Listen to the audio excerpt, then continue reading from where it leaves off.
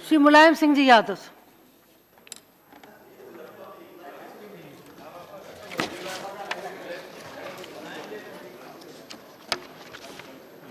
माननीय सभापति जी, बहुत बहुत धन्यवाद जो आपने अवसर दिया। दो भाषण उधर से एक इधर से लंबे भाषण हो चुके हैं, बहुत लंबे भाषण हो चुके हैं 3। अब मुझे लंबा भाषण नहीं देना है,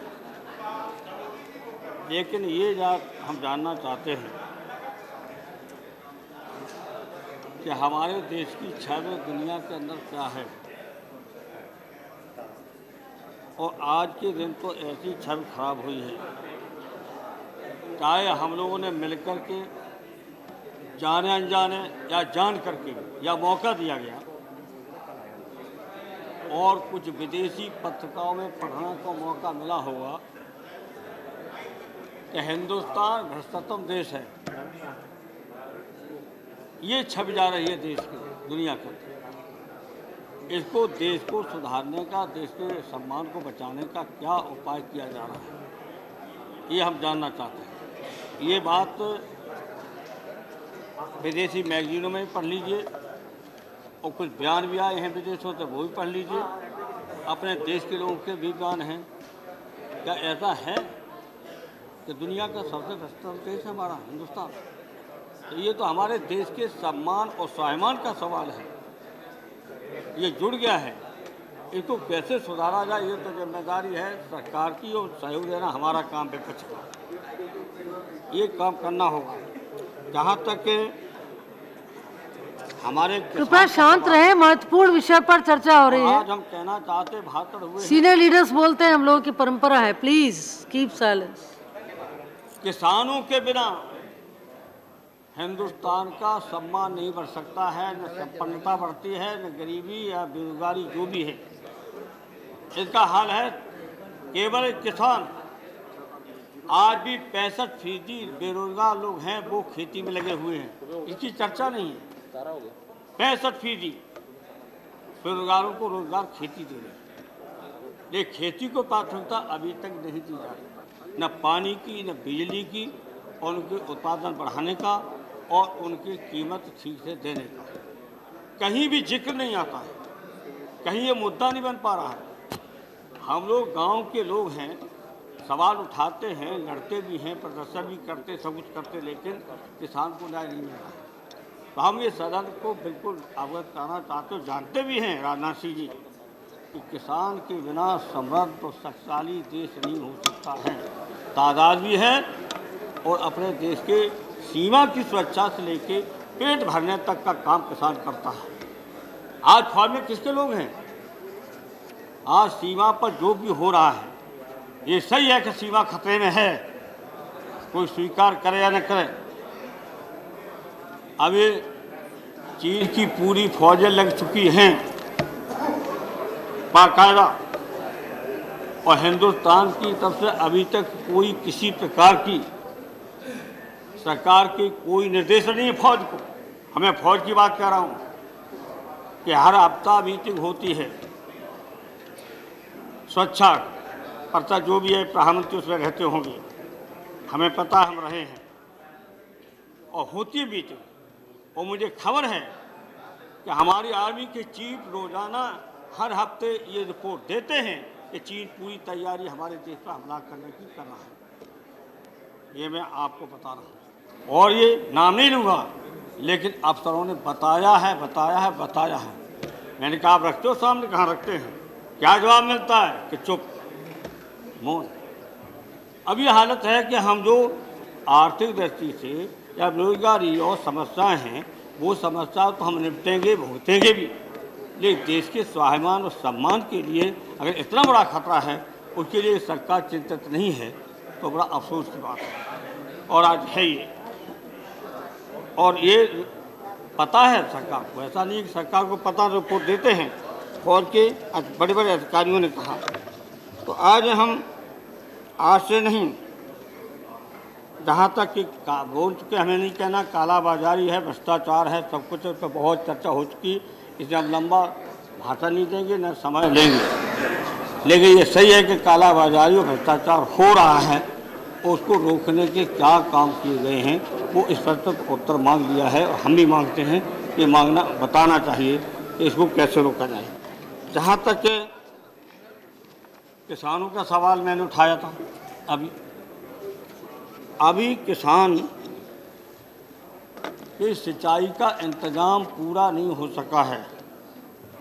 अभी तक ये पता है कि 60 से लेकर 65% सिंचाई ज़मीन कर पाई और 35 से लेकर 40% अभी असिंचित ज़मीन है, इसको पानी नहीं मिल रहा है। और पैदावार हमें बढ़ानी है, ज़मीन घट रही है 3% प्रतिवर्ष हमारे हिंदुस्तान की। निर्माण कार्यों से, सड़कों से, अस्पतालों से और तरह तरह की बिल्डिंगें, इमारतें बन रही हैं, सड़कें बन रही हैं। 3% ज़मीन घट रही है और जनसंख्या बढ़ रही है और पैदावार, ज़मीन घटेगी तो पैदावार घटेगी। फिर इसके लिए क्या उपाय किए जा रहे हैं? और मैंने इस सवाल को इससे उठाया है कि हमने मीटिंग के अंदर भी कहा था, उसमें प्रधानमंत्री जी भी थे मौके पर और भी सारे नेता थे दलों के, और उसके बाद यहाँ सदन में भी उठाया था कि सबसे बड़ी चिंता ये है कि हमारी ज़मीन घट रही है, जनसंख्या बढ़ रही है, आगे चल कर के हमारे देश के खाने के लिए इंतजाम, अभी तो आत्मनिर्भर हम हैं देश में, लेकिन आगे खतरा पैदा हो गया है। उसके लिए क्या किया जा रहा है? इसको सावधान करना चाहते हैं, सरकार को बताना चाहते हैं, चेतावनी भी देना चाहते हैं कि ये उपाय करना चाहिए कि हमारे देश में कम से कम पेट भरने का इंतजाम तो हो। और वो नहीं होने, वो ऐसा आ रहा है कि आज देश की अर्थव्यवस्था में किसी समय खेती का योगदान 70% था। देश के विकास में 70% किसान के और खेती के विकास का भूमिका थी हिंदुस्तान के विकास के लिए। आज क्या है? आज क्यों घटी है? आज घट गई और 60 और 65 के बीच रह गई। और जब तक कि 70% किसानों की और खेती के विकास का योगदान रहा, तब तक देश में हमारे इस तरह से कोई मुसीबत नहीं आई और न खतरा पैदा हुआ। अब खतरा पैदा है, कर्जा ले रहे हैं, से जाने कितने गुना लेके, खरबों रुपया है कर्जा। अब हिसाब किताब आंकड़े देखे जाए तो खरबों रुपया आज हिंदुस्तान पर विदेशी कर्जा है, खरबों। और तब नहीं था, अब बढ़ता चला जा रहा है। घटना तो दूसरा बढ़ता चला, ब्याज ऐसा हालत हो गई है देश की कि हम उसका ब्याज भी नहीं चुका सकते हैं, इतना भी पैदा नहीं कर पा रहे। जितना कर्जा विदेशी हो चुका है उसका ब्याज भी हम नहीं दे सकते हैं। अभी आप कहिए कि हमने देश का विकास किया है, आगे बढ़ रहे हैं, बहुत तेज़ी से बढ़ रहे हैं। जब इतना ब्याज है तो तेज़ी से कैसे बढ़ रहे हैं? बढ़े के घट रहे? हम कर्जदार बैठे सब। कोई भी हिंदुस्तान का ऐसा नागरिक नहीं है जिसने आज जन्म लिया है।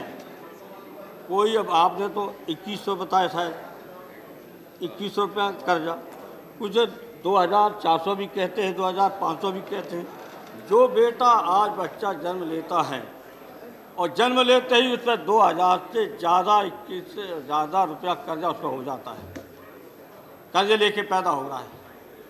तो इस पर गंभीरता से विचार करना पड़ेगा कि कर्जा बढ़ता चला जा रहा है, जनसंख्या भी बढ़ती चली जा रही है। इसके लिए कहीं भी अभी चर्चा नहीं है, न बजट में चर्चा है और न कि बुला कर के चर्चा करते हैं। ये तो मुद्दे ऐसे हैं कि हम सब नेताओं को बुला करके बातचीत करना चाहिए, रास्ता निकालना चाहिए देश के साथ। तो एक अभी इन्होंने कहा सही है, देश के साथ है पूरा, चाहे पक्ष हो चाहे विपक्ष हो, देश के सब एक है। फिर देश का बारे में सहयोग लेने की जरूरत क्यों नहीं है? चल ठीक है, सरकार आपकी है, चलाइए, चलेगी, बहुमत है आपका, चलाइए। लेकिन इतने सवाल हैं, इतनी समस्या हैं, देश की सुरक्षा का सवाल है, सीमा की सुरक्षा का सवाल है, इसको लेकर के बातचीत क्यों नहीं होती है? अभी तक सीमा की सुरक्षा के लिए अभी तक कोई मीटिंग नहीं बुलाई गई। पिछले सत्र में माननीय सभापति जी, मैंने कहा था 1 इंच जमीन अब चीन रोजाना कब्जा कर रहा है, रोजाना कर रहा है। और मैंने ये भी कहा था, और अगर गलत है तो प्रधानमंत्री जो भी जवाब दे खंडन करें, हिमाचल से लेकर के लद्दाख से हिमाचल, उत्तराखंड से लेकर के और आपका ये अरुणाचल तक पूरी की पूरी सीमा चीन ने अपने नक्शे बना रखी है। और अरुणाचल का सीधा उसे कह दिया कि अरुणाचल हमारा है, और उसका अभी तक कोई जवाब नहीं है। अरुणाचल को कहा हमारा, अरुणाचल तक कह दिया कोई पासपोर्ट बनने नहीं जूते हमारे आइए तो आप तो मेरे हैं। तो आज और समस्या तो है ही, लेकिन हम देश की स्वाभिमान सम्मान देश को बचाने के लिए क्या कर रहे हैं? गरीबी से निपट लेंगे, बेकारी से निपट लेंगे, भूखे भी रह लेंगे और भी अत्याचार सह लेंगे, लेकिन हमारा देश जा रहा है, हमारे देश पर कब्जा कर रहा है। और आज मैं कहना चाहता हूँ, उस दिन कुछ लोगों को लगाता है ऐसा नहीं बोले, मैं कह रहा हूँ आज कोई भी अगर हिंदुस्तान का दुश्मन सबसे बड़ा है तो चीन। आज बता रहा हूँ, सावधान करना चाहता हूँ, माने न माने। और ये बात 1950 में डॉक्टर राम मनोहर लोहिया ने कहा था, अगर हिंदुस्तान का कोई दुश्मन है तो चीन, और चीन हमला करेगा। और चीन की ये नीति रहती है, जब कमज़ोर रहता है तो छिपके रहता है, और जब ताकतवर मजबूत होता है, इनका हज़ारों साल के तहत पढ़ के देखिए, तब हमला करता है, कब्जा करता है। ये चीन की नीति है। चीन हमेशा मिल के काम करता है। अब मुझे डर लग रहा है, चावल साहब आए तो 54 हम लोग तो बच्चे थे, चीनी हिंदी भाई भाई, और 62 में हमला कर दिया। अब की प्रधानमंत्री फिर आए, प्रधानमंत्री फिर आए, मुझे लगता फिर हमला होगा।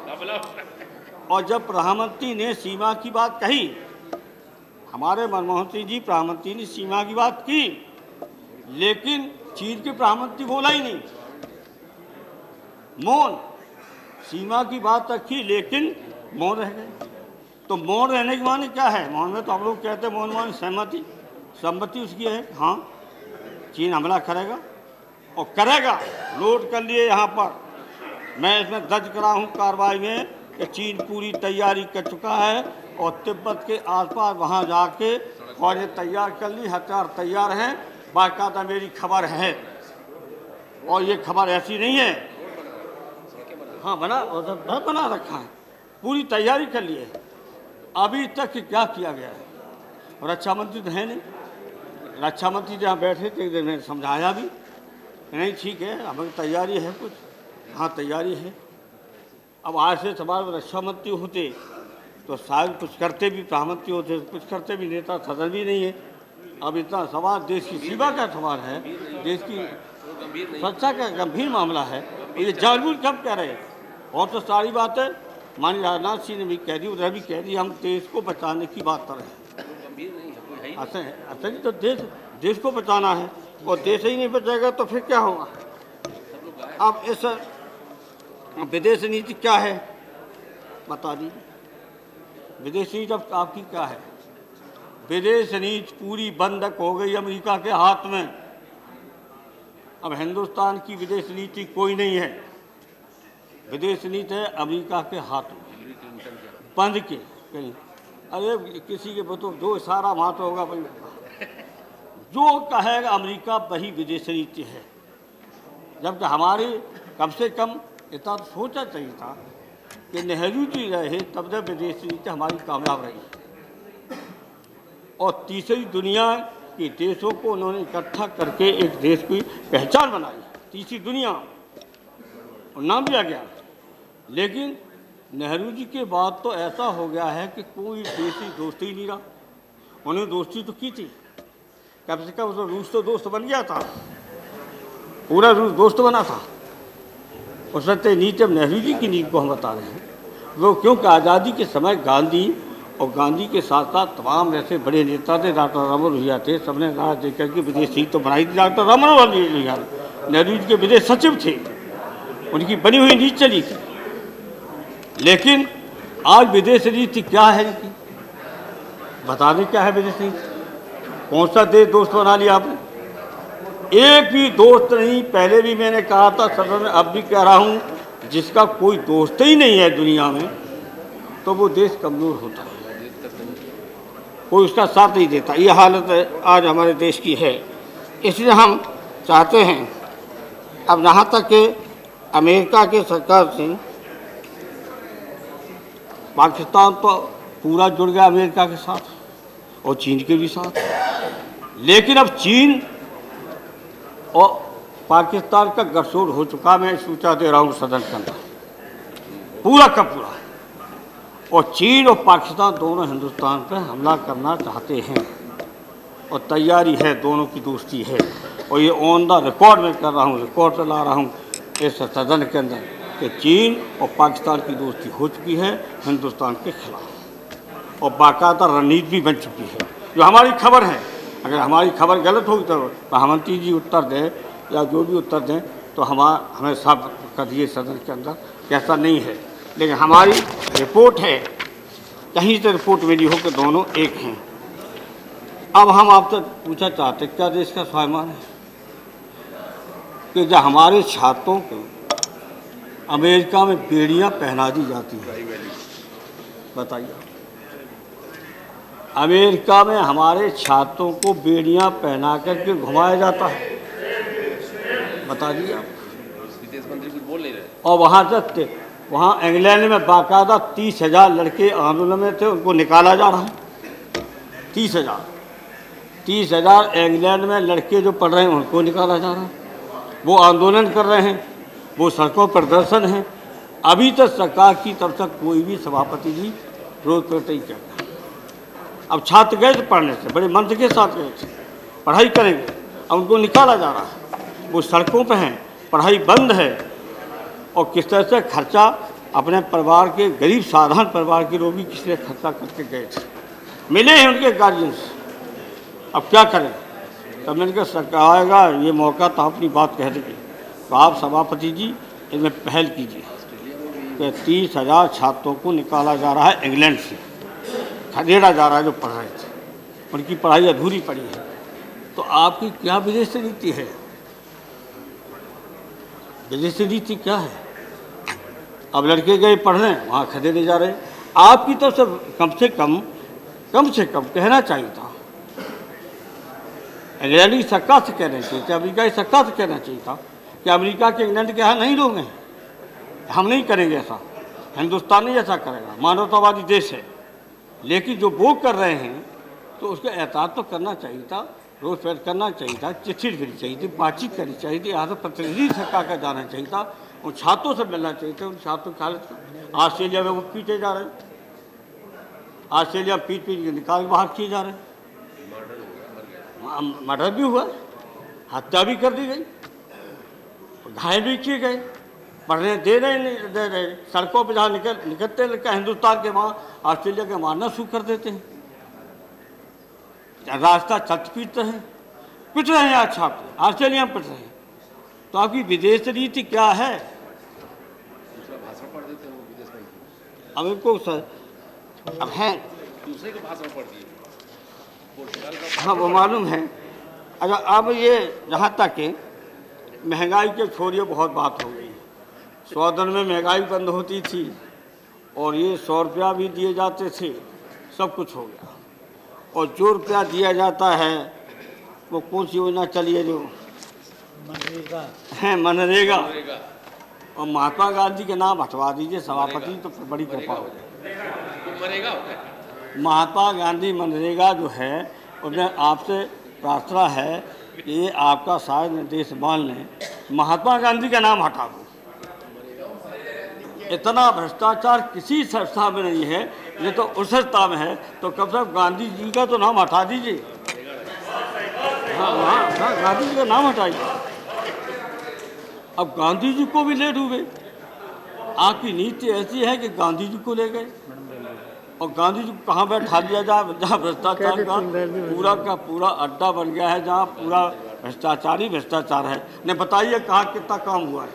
मुलायम सिंह जी साहब, आपकी पार्टी का समय हो गया, आप वाइंड अप करें प्लीज। पार्टी के समय को मैंने इंगित किया है आपको। आप कैबिनेट तो दे देंगे। 20 मिनट पार्टी का एलोकेटेड समय है, वो हो चुका है। सब लोग ज्यादा बोले हैं नहीं, सबके मिनट्स बाकी थे अभी तक। इसे हम आपसे कहना चाहते हैं, अगर सभापति जी आपकी आज्ञा का पूरा पालन करेंगे, लेकिन इतनी जल्दी हमें बोलने के लिए रोक दिया गया, ज़्यादा जल्दी कर दी। आप वाइंड अप कर यहाँ दें तक बस। के 3 बातें हम रखना चाहते हैं, और तो सब बातें कह दी आपने भी। आप एक तो छात्रों की सुरक्षा, चाहे इंग्लैंड हो, चाहे ऑस्ट्रेलिया हो, चाहे विदेश में पढ़ने वाले, उनकी सुरक्षा होनी चाहिए, उनकी पढ़ाई लिखाई का इंतजाम ठीक से होना चाहिए। और दूसरा हम कहना चाहते हैं कि आप यहाँ पर जवाब दीजिए कि चीन हमारी 1 इंच ज़मीन पर रोज़ कब्जा कर रहा है और पूरी फौज लगा दी है तिब्बत के आसपास। पूरी फौज तैयार खड़ी है। सूचना दे रहा हूँ सदन को, इसीलिए कि पूरी फौज चीन की तैयारी खड़ी है और चीन हमला करेगा। और मैं आपको बता रहा हूँ कि वो दूसरे देश के नेता, उनका हम नाम नहीं लेंगे, लेकिन उन्होंने स्वीकार किया, कहा ये बात सच है। और दूसरी बात, नेपाल पर पूरा कब्जा करके हिंदुस्तान पर कब्जा करना चाहता है। नेपाल पर कब्जा कर रहा है, चीन नेपाल पर कब्जा कर रहा है, वहाँ प्रवेश कर गया है और नेपाल को कब्जा में लेकर के हिंदुस्तान पर कब्जा है। और हिंदुस्तान जो नेपाल हमारा देश है, देश मानता अपना, चाहे भले ही दूसरा देश है, लेकिन हम लोग एक संस्कृति के लोग हैं। वहाँ जो मदद की जाती तो मदद में कटौती कर दी। रिपीट क्यों करते हैं लोग? नेपाल को जो मदद दी जाती थी हिंदुस्तान की, वो कटौती कर दी है। और वहाँ के, मैं आज उनका नाम ले दूँगा, राष्ट्रपति जी ने कहा कि जब कोई मौका आए तो आप जरूर कह दीजिए कि नेपाल को जो पहले मदद देते थे वो हिंदुस्तान के साथ पूरा नेपाल था। अब वो नेपाल और लंका को भी ठीक से नहीं रख पा रहा है हिंदुस्तान। तो क्या है विदेश नीति? कहाँ आप खड़े हैं? आपके साथ कौन है? आपके कौन दोस्त है? तभी तो मैंने पहले शब्द में कहा, दुनिया में एक ही दोस्त है हिंदुस्तान के साथ, दोस्त नहीं है कोई हिंदुस्तान का। अब लंका और नेपाल को नहीं आप बचा रहे। लंका नेपाल पूरा का पूरा हिंदुस्तान के साथ रहा। और जब चीन ने हमला किया तब दुनिया में सबसे पहला लंका था जिससे विरोध किया था और कहा था चीन अपनी फौजों को हटाए, वापस जाए।